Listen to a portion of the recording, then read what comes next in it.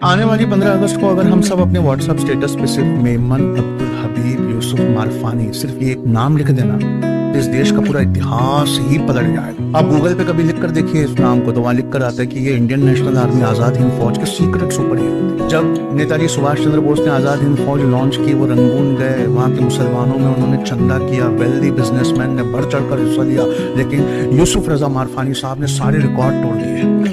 उन्होंने अपना सारा कैश, सारी ज्वेलरी, सारी प्रॉपर्टी लाकर नेताजी के कदमों में रख दी और रख कर उन्होंने कहा कि हुजूर ये मेरे पास जो कुछ था मैंने दिया। कितना था? 1,03,00,000। इसको देखकर वहां एक नाबीना औरत थी, वो जोर से रो पड़ी। नेताजी उनके पास गए, पर्दादार बुजुर्ग औरत से पूछा, अम्मा क्यों रोती हो? तो कहा, मुझे अल्लाह ने इतना नहीं दिया, अगर दिया होता तो मैं भी तुम्हें इतना देती। नेताजी ने उनका हाथ पकड़ा, सबके सामने लाए और कहा, देखो तुम में से जिसने भारत माता को नहीं देखा देख लो। ये सुनकर यूसुफ रजा मारफानी का कलेजा और बाहर आया।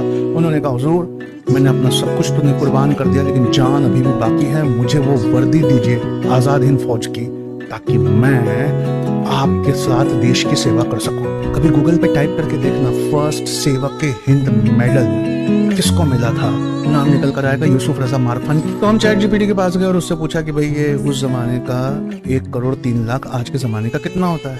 तो चैट जीपीटी ने क्या किया कि कंज्यूमर प्राइस इंडेक्स 1944 का, कंज्यूमर प्राइस इंडेक्स 2025 का डिवाइड किया 2011 को बेस बनाकर, तो उस जमाने का 1,03,00,000 आज 3,126 करोड़ होता है।